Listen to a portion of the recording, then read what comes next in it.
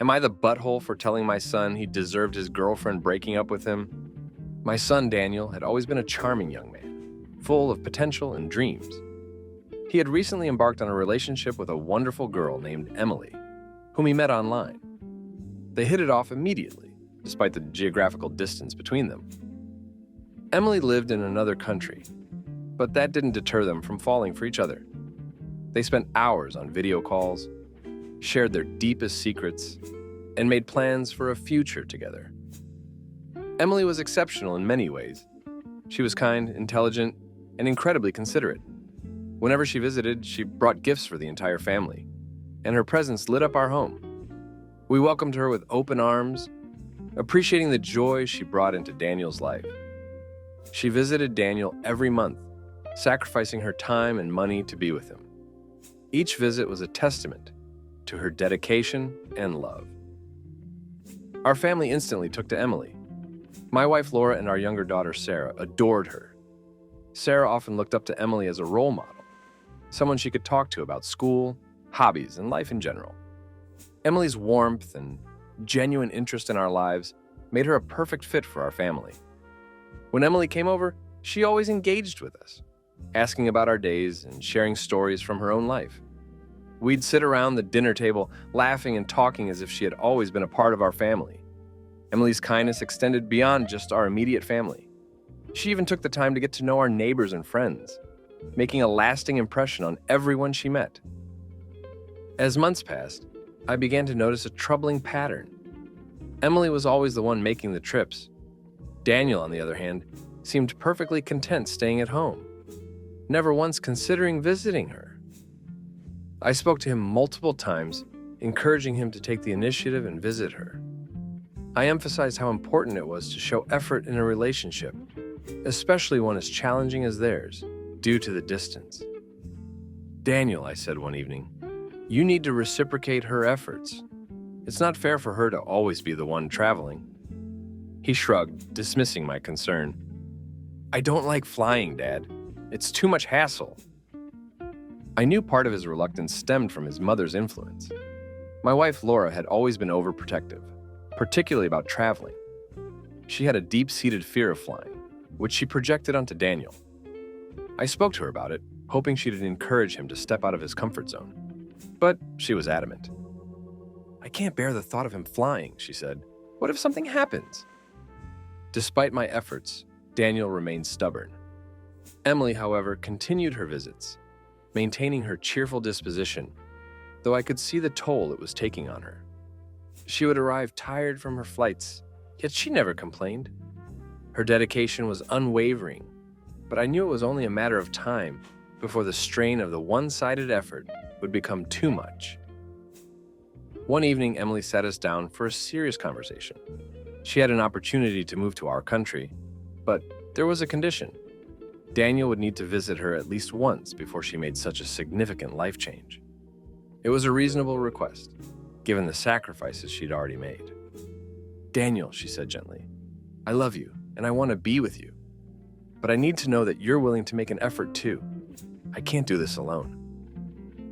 To my dismay, Daniel flat out refused. I'm not going anywhere, he said. I'm fine right here. Emily's face fell. She nodded, tears welling in her eyes, and excused herself. That was the beginning of the end. She had been more than patient, and this final refusal was a clear sign that Daniel wasn't willing to put in the effort needed to sustain their relationship. Over the next few days, Emily's visits became less frequent. She still called and messaged Daniel, but the enthusiasm and warmth that once characterized their interactions began to fade. It was heartbreaking to watch, knowing how much Emily had invested in the relationship and how little she was receiving in return. A week later, Daniel announced that Emily had broken up with him. He seemed more annoyed than heartbroken, which worried me. How could he not see the impact of his actions? I decided to check Emily's Facebook page, curious about how she was coping. To my surprise, she had already started seeing someone else. She posted a heartfelt message explaining her decision, apologizing to our family, and wishing Daniel the best. It was clear she had found someone who appreciated her efforts and was willing to meet her halfway. I couldn't blame her. She deserved happiness, even if it wasn't with my son. The news of Emily moving on so quickly was a shock to Daniel. He had assumed she would always be there, waiting for him to change. He failed to realize that even the most patient person has their limits. Emily's new relationship was a wake-up call for him, but it seemed to come too late. That evening, as we sat around the dinner table, I decided it was time for a tough conversation. "Daniel," I said, "I think you need to hear this. You deserved what happened."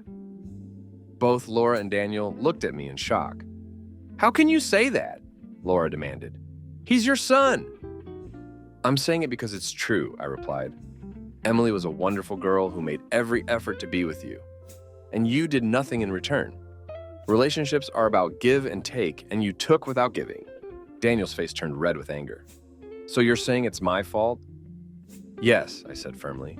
"It is your fault. You need to learn from this. If you want to have a successful relationship in the future, you need to put in the effort. Emily deserved better than what you gave her." Laura was furious, calling me horrible and insensitive, but I stood by my words. Daniel needed to hear the truth, harsh as it might be. He needed to understand the consequences of his actions. The days following our confrontation were tense. Laura barely spoke to me, and Daniel avoided me altogether.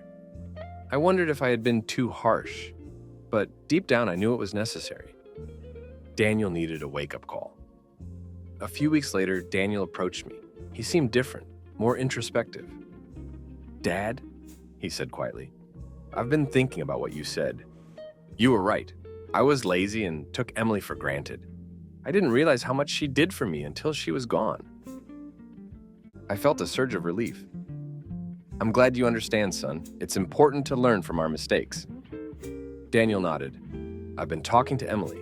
We're not getting back together, but she helped me see where I went wrong. I'm going to work on myself, be better for the next one." It was a small step, but a significant one. Laura eventually came around too, understanding that my intentions were to help Daniel grow. Daniel's journey of self-improvement wasn't easy.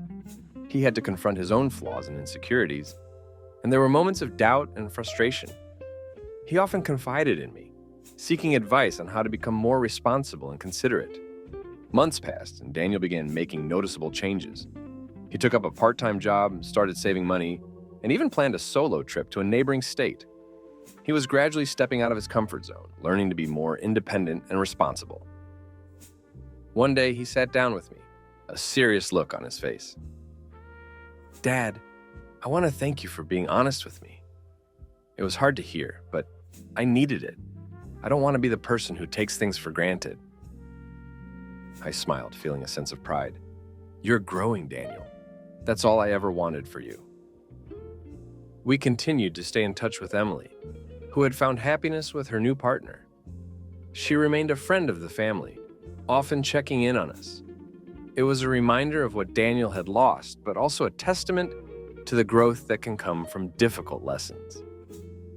As Daniel continued to mature, he began to appreciate the value of effort and commitment in all aspects of life, not just in relationships.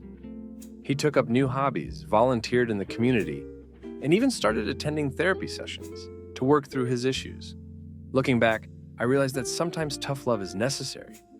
As parents, we want to protect our children from pain, but shielding them from the truth does more harm than good. Daniel's experience taught him valuable lessons about effort, appreciation, and reciprocity in relationships.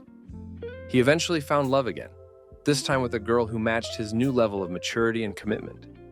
Their relationship was healthier, built on mutual respect and effort. And when he told me he was planning to visit her hometown, I knew he had truly changed. In the end, it wasn't about being right or wrong. It was about helping my son grow into a better person. And for that, I had no regrets. Daniel's new girlfriend, Rachel, was a vibrant and independent woman. Unlike his previous relationship, Daniel now made sure to balance the effort. He visited Rachel often, planning trips and surprising her with little gestures of love.